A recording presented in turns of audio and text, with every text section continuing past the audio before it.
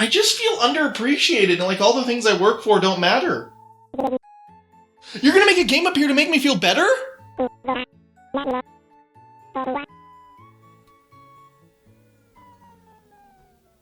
Super Mario 3D World has the best design levels of any 3D Mario. I know, big claim for a game that's just as popular as the third Hemsworth brother, but it's a tragedy. A tragedy that this game was not ported, that this game sold less than any other 3D Mario. This game emits an energy of, why are you booing me? I'm right. I remember it like it was yesterday. E3 2013. Nintendo ditched the live presentation format in favor of pre-recorded, you can't mess this up on stage, Nintendo Direct. For several months. But we were all eagerly anticipating the new Wii U Mario. Everyone's been waiting for it and...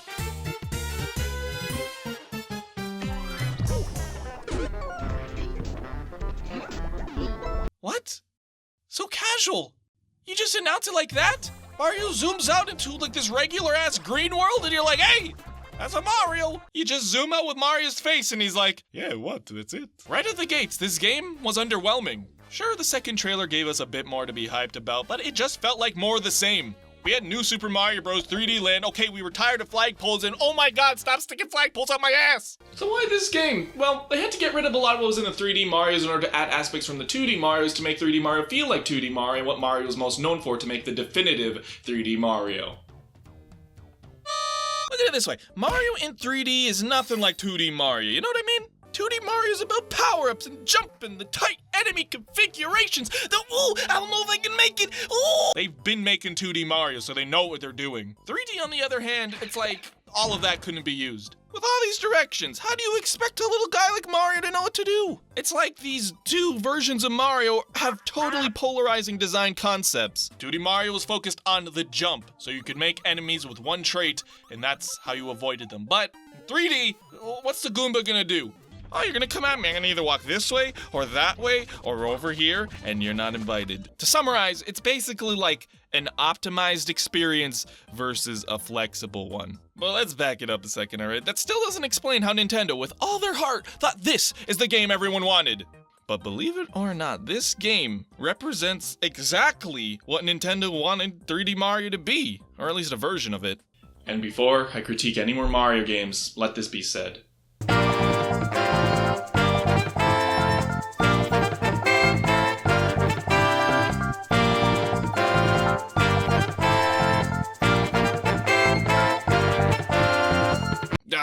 Super Mario 64, it invented the sandbox collectathon. Instead of linear, we have these hub world with singular objectives, yada yada. You could do all these things and had this breadth of movement, but one thing, it was a little too tricky. Moving this is like moving a bobcat. It just doesn't. So in Sunshine, they made like pancakes and just added water. Why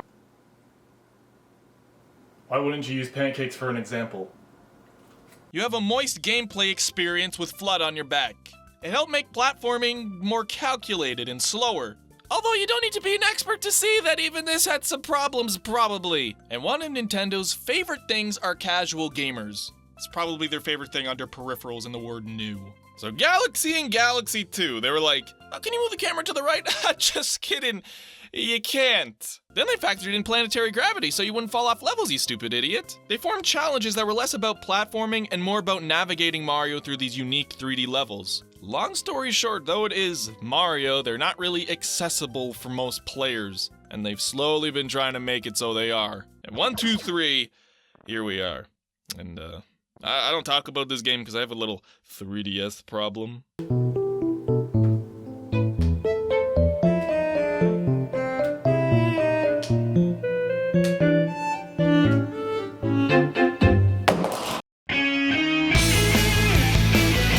But the question I want to ask today is this game better than Odyssey? I don't know. I feel like it's a fallacy to compare them. It's like comparing a dump truck and a Lamborghini and saying the dump truck is useless because it can't beat it in a race. Yeah, if you thought that, the only thing full of shit would be you.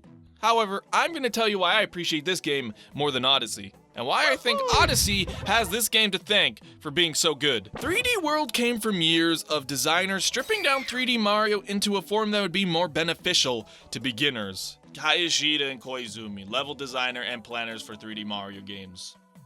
Very good guys. They wanted to make it feel like an actual Mario game, a 2D Mario game, and that caused them to overhaul a lot. Timed levels, linear design, limited camera and character movement, but all of it was so deliciously crafted into a game that delivers every single level.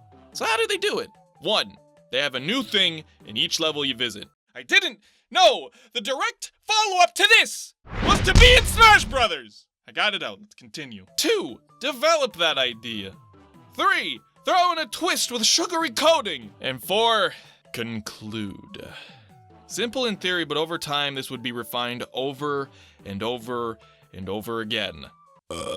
Actually, if you've ever heard of Game Maker's Toolkit in Mark Brown, he has some amazing videos on design. And I was first introduced to Nintendo's design philosophy from him.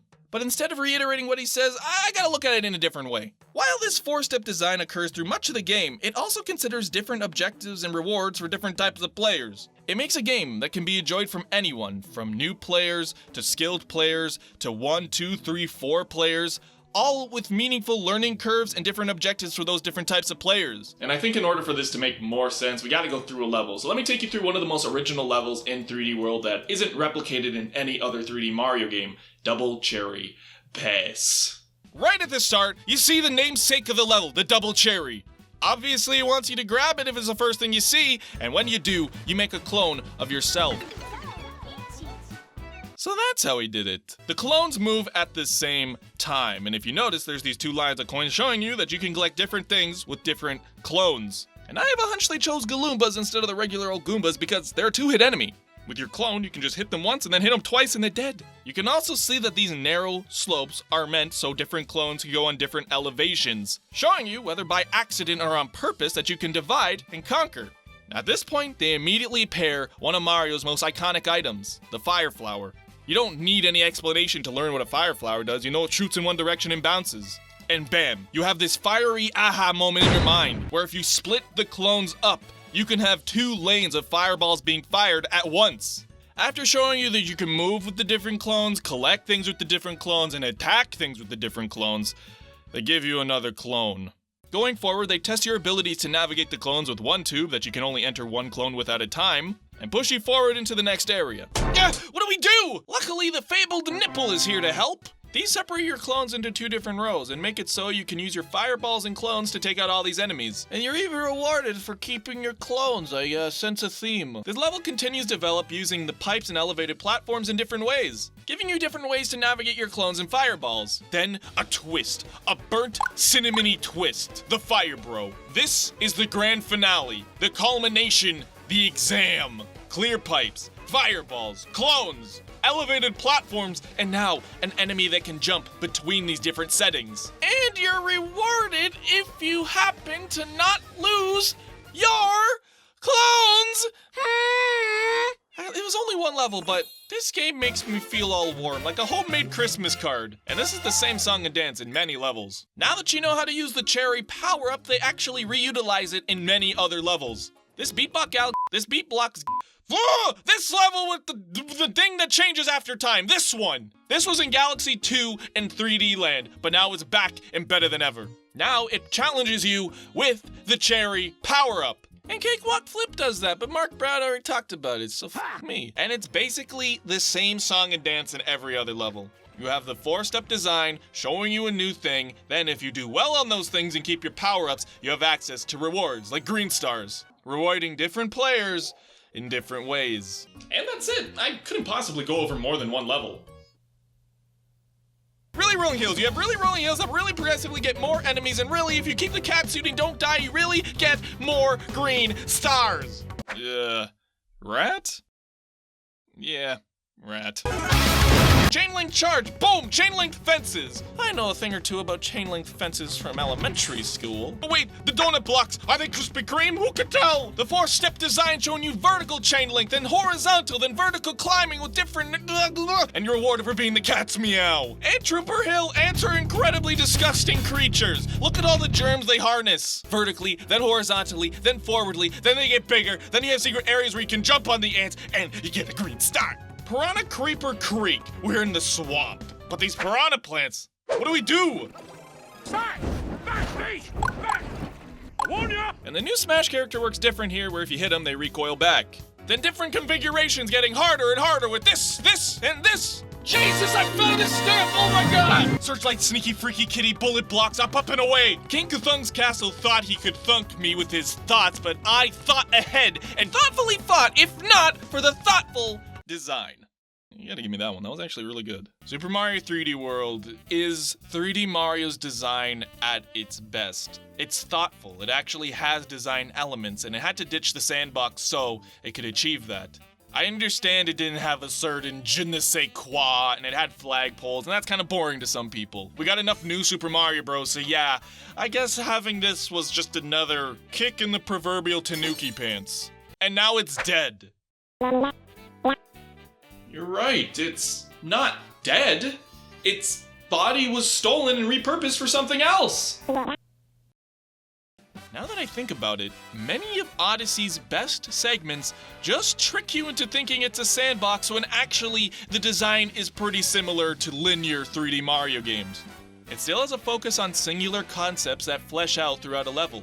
What are these? The captures! Think about when you first got any of the capture abilities. Typically, they're given to you in an isolated setting before you can use them in the sandbox world. And that's like all the capture abilities. So in a way, 3D World's design was just re-implemented so it could fit in the sandbox world.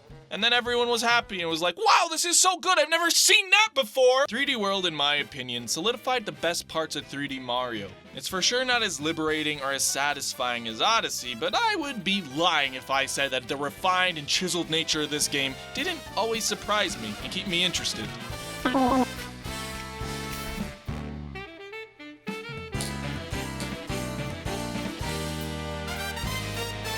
Pussy.